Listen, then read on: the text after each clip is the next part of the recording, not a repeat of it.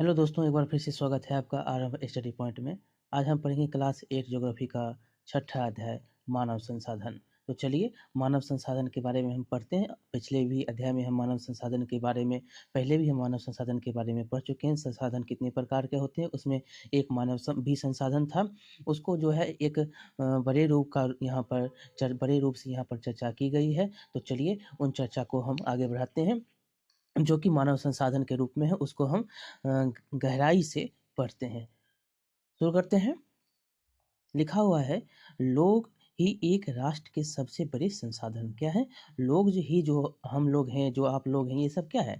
ये सब जो बड़े मानव संसाधन है। आप समझ रहे हैं कि सबसे बड़ा संसाधन जो होता है मानव संसाधन। अगर मानव पर आप काम करते हैं तो उससे बड़ी संसाधन कुछ नहीं है। मानव जो है, देख सकते हैं कि मानव द्वारा जो कितने काम किए जा रहे हैं। मानव अगर है तो मानव ही क्या है, खुद इंजीनियर है। मानव की क्या है, तो वो अधिकारी है। मानव के द्वारा अनेक प्रकार के जो है अनुसंधान किए जाते हैं। इस प्रकार से हम समझ सकते हैं मानव क्या है, सबसे बड़ा संसाधन होता है। क्या होते हैं, लोग ही एक राष्ट्र के सबसे बड़े संसाधन होते हैं। प्रकृति की देन केवल उस समय महत्वपूर्ण होती है जब वह लोगों के लिए उपयोगी होती है। लोग अपनी आवश्यकताओं और योग्यताओं से उसे संसाधन में परिवर्तित कर देते हैं। उसकी आवश्यकता क्या है, उसके उपयोग क्या है, उसकी योग्यता क्या है, उसमें जो है उसको किसमें संसाधन के रूप में परिवर्तित मानव उसको कर देता है। इस प्रकार ही मानव संसाधन ही अंतिम संसाधन है। क्या मानव संसाधन क्या है, अंतिम संसाधन है।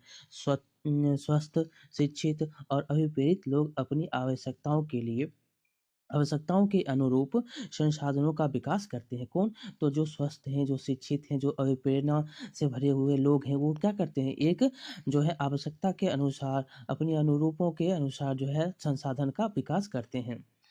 अन्य संसाधनों की भांति मानव संसाधन विश्व में समान रूप से विकृत नहीं है। अपने शैक्षणिक स्तर व आयु और लिंग में वे एक दूसरे से भिन्न हैं।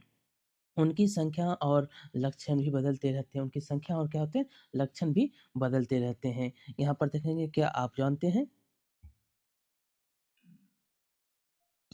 भारत सरकार के अधीन एक मानव संसाधन मंत्रालय क्या है, मानव संसाधन मंत्रालय एक भारत सरकार के अधीन है।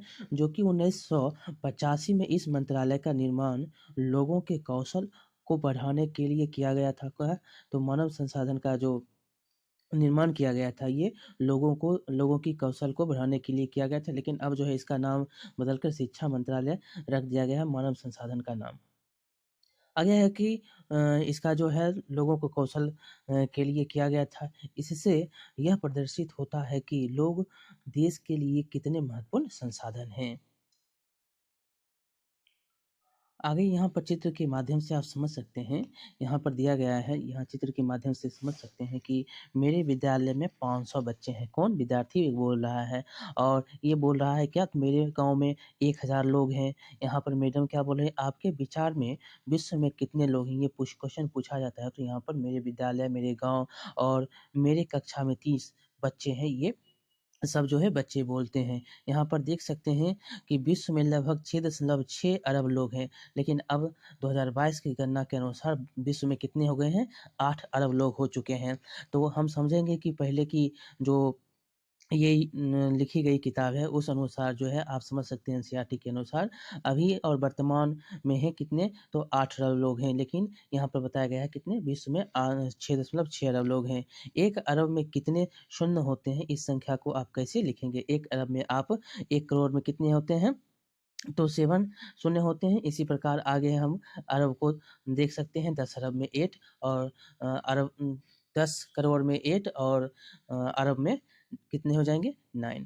तो इस प्रकार हम इसको पढ़ सकते हैं। यहाँ पर देख सकते हैं, क्या आप जानते हैं प्रधानमंत्री कौशल विकास योजना पीकेवीआई को 2015 में एक करोड़ भारतीय युवाओं को 2016 में 2016 से 20 तक प्रशिक्षित करने के उद्देश्य से शुरू किया गया था। किसको? तो प्रधानमंत्री कौशल विकास योजना को। कब? तो 2015 में 1 करोड़ भारतीय युवाओं को 2016 से 2020 तक जो है प्रशिक्षित करने का निर्णय उद्देश्य किया गया था, शुरू किया गया था। इसके लिए शुरू किया गया था कौन? तो प्रधानमंत्री कौशल विकास योजना। इस योजना का उद्देश्य संभाव्य और मौजूदा रोजगार अर्जक को गुणवत्ता प्रशिक्षण प्रदान करके रोजगार योग कौशल की योग्यता को प्रोत्साहित करना है। आगे है जनसंख्या का वितरण। जनसंख्या का वितरण के बारे में हम पढ़ेंगे। जो भूपृष्ठ पर जिस प्रकार लोग फैले हैं उसे जनसंख्या वितरण का प्रतिरूप कहते हैं। जिस प्रकार जहाँ-जहाँ लोग फैले हुए हैं उसको क्या बोलते हैं? तो जनसंख्या वितरण का प्रतिरूप। विश्व की जनसंख्या का 90% से अधिक भाग भूपृष्ठ के लगभग 30% भाग पर निवास करता है। कितना प्रतिशत? तो 30% ही जो है यहाँ पर भूपृष्ठ के लगभग 30% भाग पर ही जो है लोग निवास करते हैं। जनसंख्या का वितरण अत्यंत असमान है। कुछ क्षेत्र बहुत घने बसे और कुछ जो है विरल बसे क्षेत्र हैं।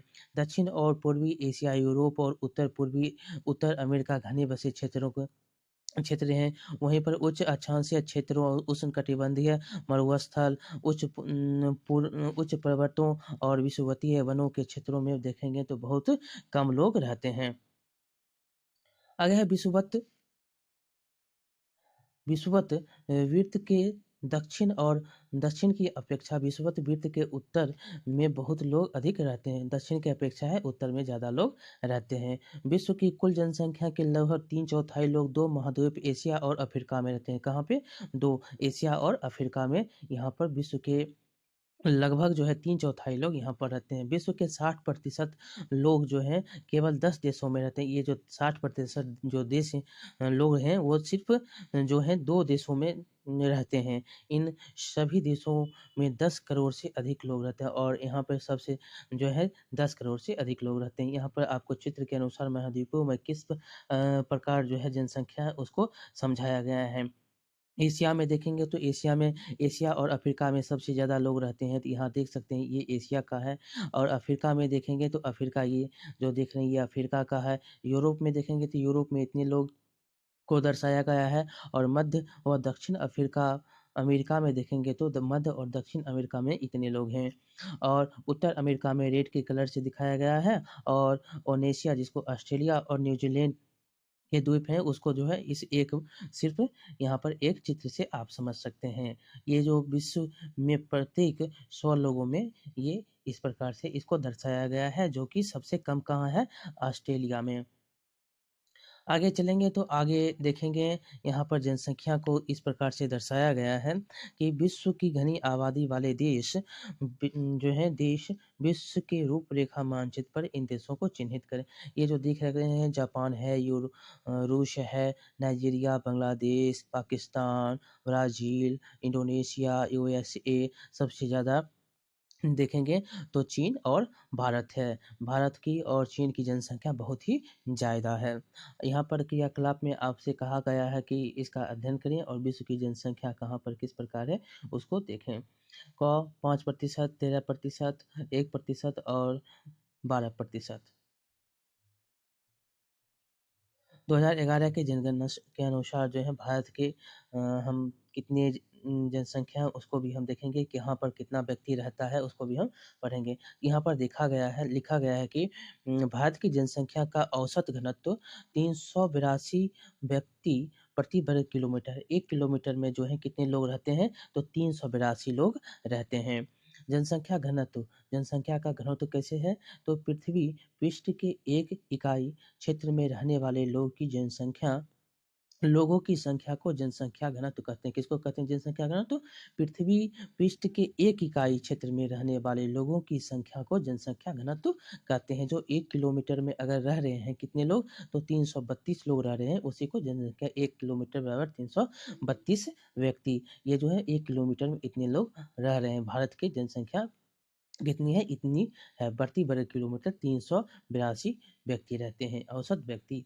और सामान्य रूप से यह प्रति वर्ग किलोमीटर में व्यक्त किया जाता है और इसको वर्ग किलोमीटर में व्यक्त करते हैं।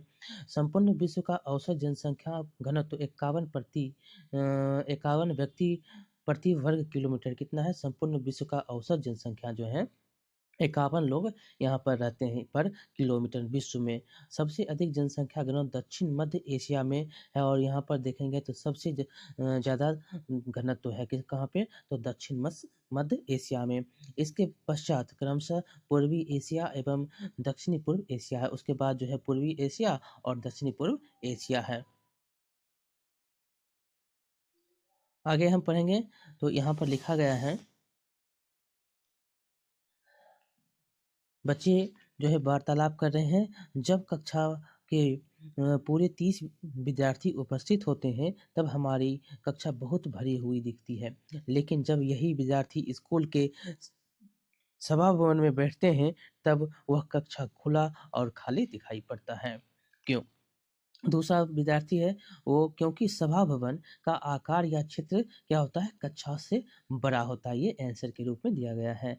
लेकिन जब स्कूल के सभी विद्यार्थी सभा भवन में आ जाते हैं तब सभा भवन भी भरा हुआ देखने को लगता है। और जो विद्यार्थी हैं सभी अगर आ जाएंगे तो सभा भवन भी भरा हुआ रहेगा। आगे है जनसंख्या वितरण को प्रभावित करने वाले कारक। कौन जो है जनसंख्या वितरण को प्रभावित करते हैं? क्या कारण है जो जनसंख्या प्रभावित होता है?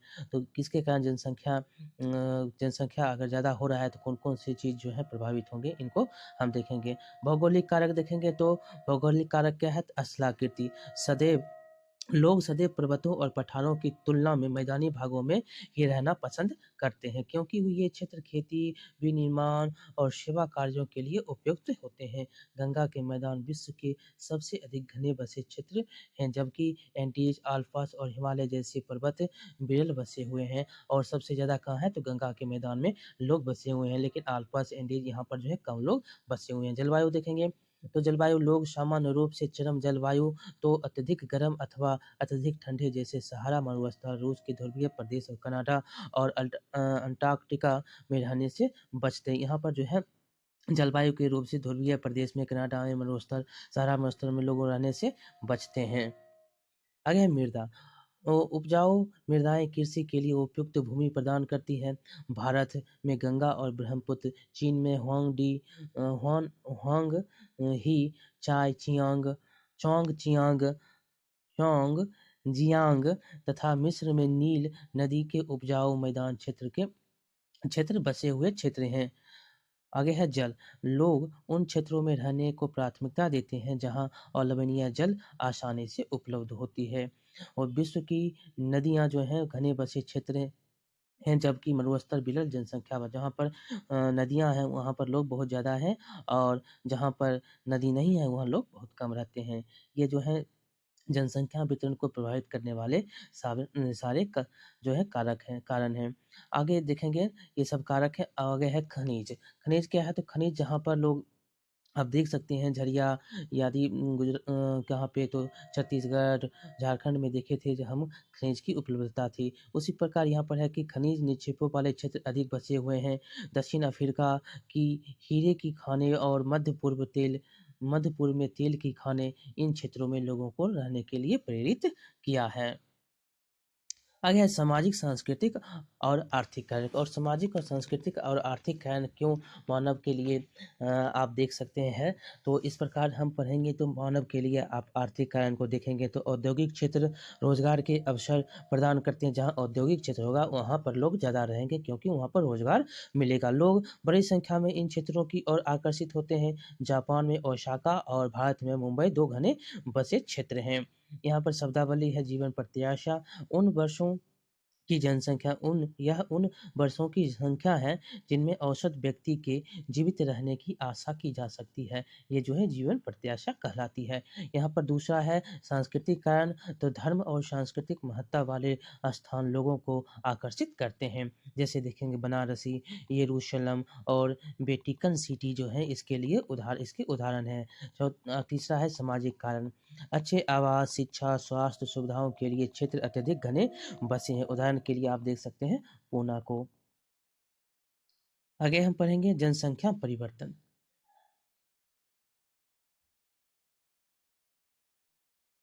जनसंख्या परिवर्तन है तो जनसंख्या परिवर्तन से तात्पर्य एक निश्चित अवधि के दौरान लोगों की संख्या में परिवर्तन है। विश्व की जनसंख्या स्थिर नहीं है, यह कई गुना बढ़ गई है।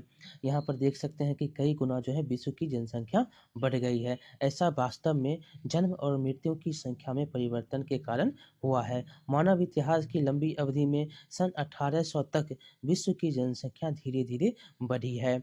बड़ी संख्या में बच्चे जन्म लेते थे, लेकिन शीघ्र ही उनकी मृत्यु भी हो जाती थी। ऐसा इसीलिए था क्योंकि वहाँ उचित स्वास्थ्य सुविधाएँ नहीं थी। ज़्यादातर बच्चे जन्म लेते थे लेकिन वह मर जाते थे क्योंकि स्वास्थ्य सुविधाएँ नहीं थी और सभी लोगों के लिए पर्याप्त भोजन उपलब्ध नहीं था। किसान सभी लोगों की भोजन की आवश्यकताओं को पूरा करने के लिए पर्याप्त उत्पादन करने में सक्षम नहीं थे। इसके परिणाम स्वरूप जनसंख्या में वृद्धि जो है बहुत कम थी। 1800 के पहले, उसके बाद जो है जनसंख्या बढ़ने लगती है। लेकिन सन 1804 में विश्व की जनसंख्या जो है कितना हो गई? 1 अरब हो गई थी और 150 वर्षों के बाद 1959 में विश्व की जनसंख्या जो है 3 अरब पहुँच गई और 150 वर्षों में ही 3 अरब पहुँच गई। इसे प्रायः जनसंख्या विस्फोट कहते हैं और इस प्रकार से 150 अरब 150 सालों में 3 अरब पहुँचने को क्या कहा गया? तो जनसंख्या विस्फोट कहा गया। इसके और आगे क्या होता है तो 1999 में 30 वर्षों की अवधि से कम में जनसंख्या दोगुनी 6 अरब हो गई और 30 वर्ष में ही जो है जनसंख्या कितनी हो गई? 30 वर्ष की अवधि में ही जनसंख्या 6 अरब हो गई, 3 से 6 हो गई। इस वृद्धि की मुख्य कारण खाद्य आपूर्ति एवं औषधियों के कारण मृत्यु दर जो है कम होना था। खाद्य आपूर्ति भी हो रही थी और मृत्यु दर कम हो रहा था औषधियों के कारण। जबकि जन्म दर अभी भी बहुत अधिक था और जन्म दर जो है बहुत ही ज़्यादा था। अभी लोग जो हैं बच्चे को उतने ही जन्म दे रहे थे लेकिन मृत्यु अब कम हो रही थी। आगे है जन्मों को साधारणतः जन्म दर में आंका जाता है। इसको जो है जन्म दर में आंका जाता है। जन्म दर अर्थात प्रति 1000 व्यक्तियों या जीवित जन्मों की जनसंख्या में मापा जाता है। जो 1000 व्यक्ति है और कितने जीवित रहे हैं उसमें मापा जाता है। मृत्यु दर को प्रति 1000 व्यक्तियों पर मृत्यु की संख्या में मापा जाता है। 1000 में कितनी लोगों की मृत्यु हुई है, इस प्रकार से मृत्यु दर मापा जाता है। और किसी क्षेत्र विशेष में लोगों की आने-जाने को प्रवास कहते हैं और जो लोग किसी विशेष क्षेत्र में गए उसको क्या बोलते हैं? प्रवास बोलते हैं। यहाँ पर देख सकते हैं और आगे है जन्म और मृत्यु जनसंख्या परिवर्तन के प्राकृतिक कारण हैं। एक देश के जन्म दर और मृत्यु दर के बीच के अंतर को प्राकृतिक वृद्धि दर कहते हैं। एक देश में अगर जन्म और मृत्यु हो रही है तो उसको प्राकृतिक वृद्धि दर बोलते हैं। यहाँ पर देख सकते हैं कि 500 ईस्वी में मात्र 100 मिलियन जनसंख्या था, वही धीरे-धीरे बढ़ते गया।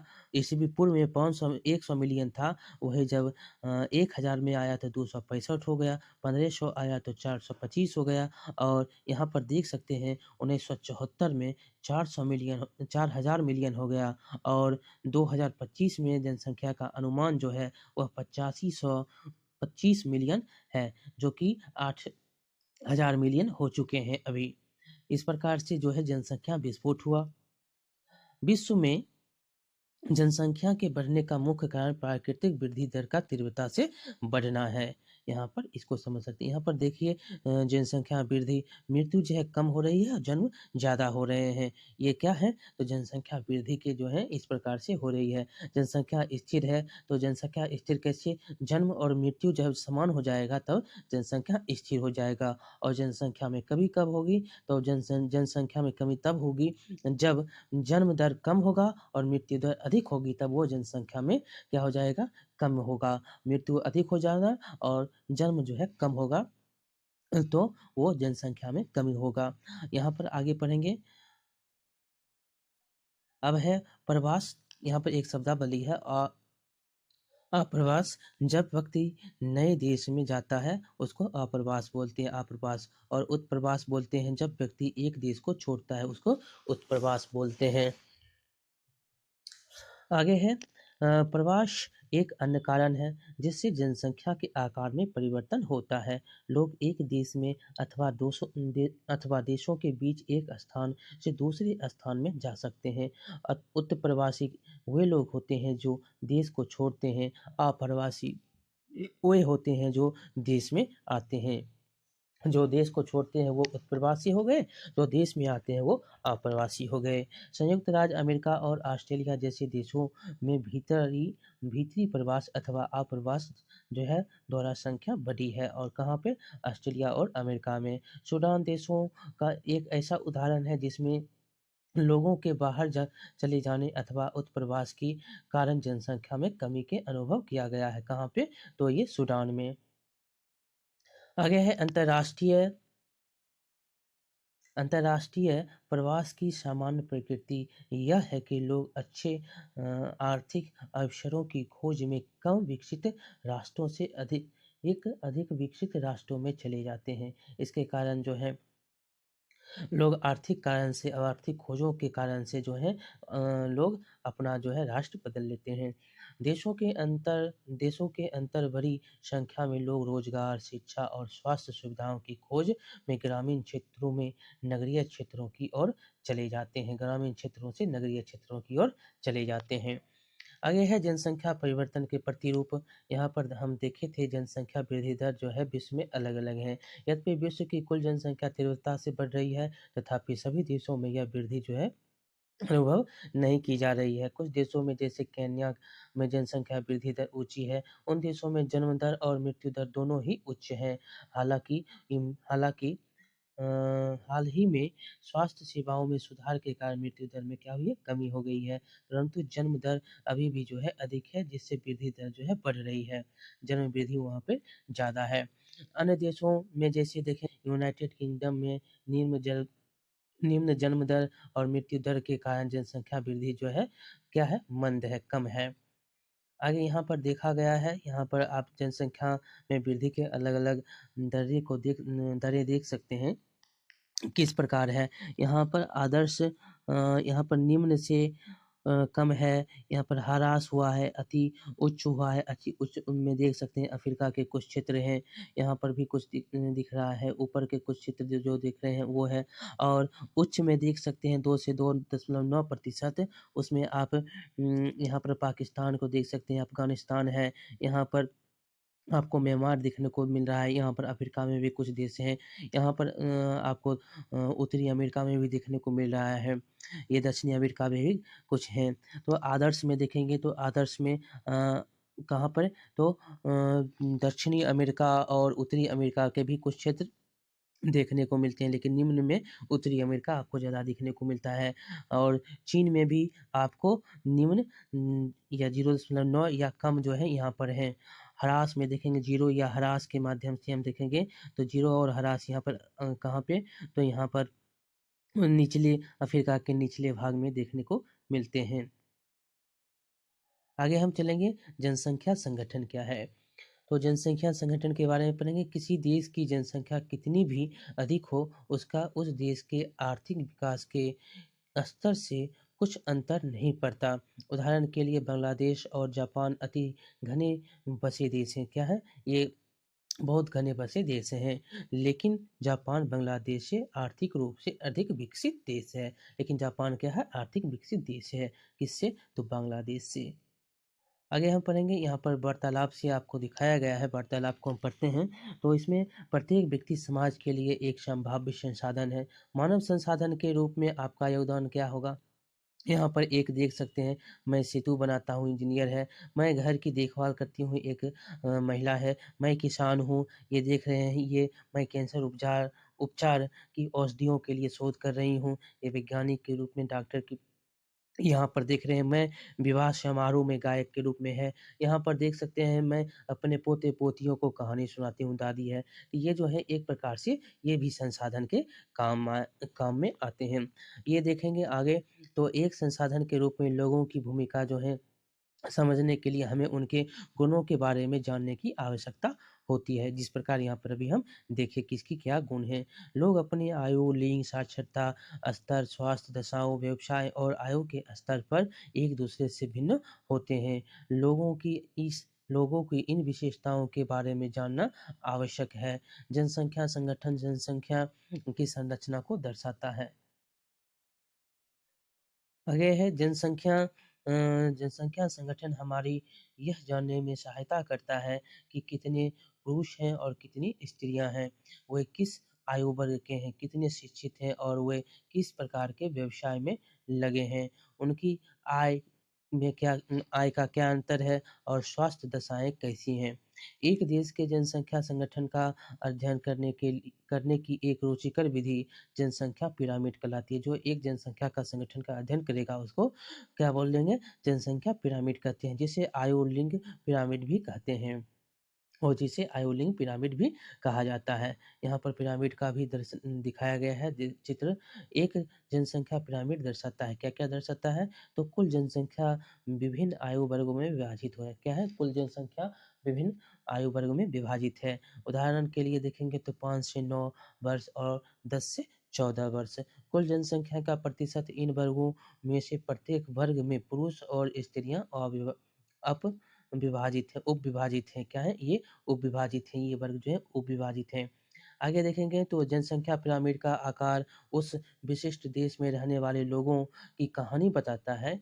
बच्चों की संख्या हम देखेंगे तो 15 वर्ष से नीचे निचले भाग में यहाँ पर देखेंगे तो स्त्री का ये है, ये पुरुष का है, बच्चों की जनसंख्या ये है। तो यहाँ पर दिखाया गया है कि ये त्रिभुजाकार प्रतीत होने वाला आरेख क्या है? ये पूछती है, तो ये बोलती है क्या? तो ये जनसंख्या पिरामिड है। आगे वार्तालाप में है, वह क्या है? तो ये जो है क्या है? ये एक देश में पुरुष और स्त्रियों की वर्तमान संख्या को उनके आयु वर्ग में दर्शाया गया। ये स्त्री-पुरुष के आयु वर्ग को दर्शाया गया है। यहाँ पर फिर है कि क्या वे डिटेक्टिव बन सकता हूँ मैं डिटेक्टिव बन सकता हूँ और एक देश की जनसंख्या का पता लगा सकता हूँ? तो ये बोलती है अवश्य हम 3 देशों का अध्ययन करते हैं। हम जो है 3 देशों का अध्ययन करते हैं। यहाँ पर देखेंगे तो 3 देशों के अध्ययन करने की जो यहाँ पर जो है दिखाया गया है ये किसका है? तो केन्या का पिरामिड है, जो कि औसतन यहाँ पर दिखाया गया है 60 से 64 स्त्री और पुरुष की जो है आयु इस प्रकार से दिखाया गया है।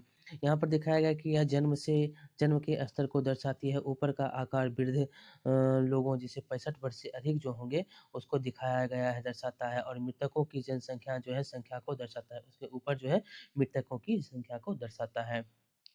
आगे है जनसंख्या पिरामिड एक देश में आश्रित लोगों की संख्या को बताता है। यहाँ जो है युवा आश्रित लोग 15 वर्ष के कम आयु के और वृद्ध आश्रित लोग जो है 65 वर्ष से आयु ये जो देख रहे हैं 65 वर्ष से आयु के ऊपर वृद्ध और 15 से नीचे युवा हैं। अंतर्गत आते हैं कार्यरत यहाँ पर देखेंगे तो आते हैं वृद्ध और कार्यरत आयु वर्ग जो है काम करने के लिए 15 से 65 बीच के जो लोग हैं आर्थिक रूप से सक्रिय वर्ग में रखा जाता है।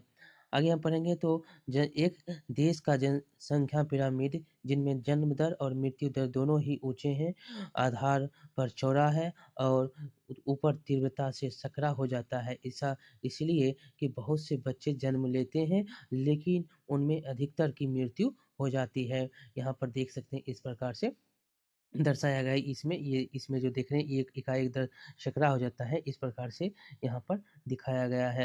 यहाँ पर शैशव काल में ही उसकी मृत्यु हो जाती है और कुछ बड़े हो पाते हैं और कुछ ही बड़े हो पाते हैं इसीलिए यहाँ वृद्ध लोग बहुत ही कम बचते हैं। यहाँ पर देख सकते हैं कि वृद्ध लोग जो हैं बहुत ही कम बचे हुए हैं। इस स्थिति को केन्या के पिरामिड द्वारा दर्शाया गया और केन्या के पिरामिड में भी आप देख सकते हैं कि कैसे वृद्ध लोग जो हैं कम बचते हैं यहाँ पे। ऊपर में भी देखेंगे जो वृद्ध लोग जो हैं बहुत ही कम बचते हैं और यहाँ पर भारत का जो है ये पिरामिड है। ये क्या है? भारत का पिरामिड है। भारत के पिरामिड में भी देखेंगे तो बहुत कम ही लोग ऊपर में बचते हैं लेकिन भारत का पिरामिड आप देखेंगे तो औसतन 15 से 19 की जनसंख्या जो है और 0 से 4 की जनसंख्या बहुत ज़्यादा है। ऊपर युवा जो लोग हैं बहुत ज़्यादा हैं और ऊपर जाते इसका जो है पिरामिड कम होते जाता है। यहाँ पर आगे है कि जिन देशों में मृत्यु दर विशेष रूप से बहुत छोटे बच्चों में कम हो रही है, युवा आयु वर्ग का पिरामिड चौड़ा चौड़ा है, क्योंकि शिशु प्रौढ़ावस्था तक जीवित रहते हैं। इस प्रकार से यहाँ पर हम इसको देख सकते हैं। यह भारत के पिरामिड के दृष्टिगोचर होता है। यहाँ पर देख सकते हैं कि यहाँ पर भारत में जो है प्रौढ़ अवस्था तक लोग जीवित रहते हैं, इसीलिए इसका जो है चौड़ा है। आगे है, इस प्रकार की जनसंख्या में युवा सापेक्षित अधिक है। इसका अर्थ है कि मजबूत और वर्तमान बढ़ती हुई श्रम शक्ति, यहाँ पर बहुत ही ज़्यादा शक्ति है, श्रम शक्ति है, इसीलिए जो भारत की जनसंख्या जो है बहुत ज़्यादा युवा यहाँ पर हैं। आगे है, यहाँ पर कम जन्म दर वाले जापान जैसे देशों में आधार का पिरामिड सकरा है। यहाँ पर जापान को देख सकते हैं तो यहाँ पर पिरामिड सकरा है। पुरुष और महिला यहाँ पर छोटा हो गया है, लेकिन इसका जो है कम और ज़्यादा, कम और ज़्यादा यहाँ पर है। घटी मृत्यु दर के कारण अधिक लोग वृद्ध आयु तक पहुँच जाते हैं, और मृत्यु दर बहुत कम होती है, इसके लिए जो है अधिक लोग क्या होते हैं, वृद्ध तक पहुँच जाते हैं। कुशल, उत्साही, आशावादी और सकारात्मक दृष्टि जैसे युवा जन किसी राष्ट्र के भविष्य होते हैं। हम भारतवासी भाग्यशाली हैं कि हमारे पास ऐसा संसाधन है। उन्हें योग्य एवं उत्पादक बनाने के लिए, कुशल बनाने और अवसर प्रदान करने के लिए अवश्य ही शिक्षित किया जाना चाहिए। आगे हम देखेंगे तो इस प्रकार आपका चैप्टर जो है ये खत्म होता है, समाप्त हो जाता है। तो चलिए, बहुत-बहुत धन्यवाद। आपका ज्योग्राफी का जो चैप्टर, जितने भी 6 चैप्टर थे, हमने इसको समाप्त कर दिया। तो चलिए, अब हम क्लास में मिलते हैं। अगली क्लास को हम लेकर आएँगे, जो कि वो भी बहुत ही महत्वपूर्ण होंगे। एनसीईआरटी बहुत ही महत्वपूर्ण होता है, क्योंकि यहाँ बेसिक आपको समझाया जाता है। तो चलिए, बहुत-बहुत धन्यवाद। अच्छा लगा तो लाइक करिए, शेयर करिए और सब्सक्राइब करिए। मिलते हैं अगले वीडियो में।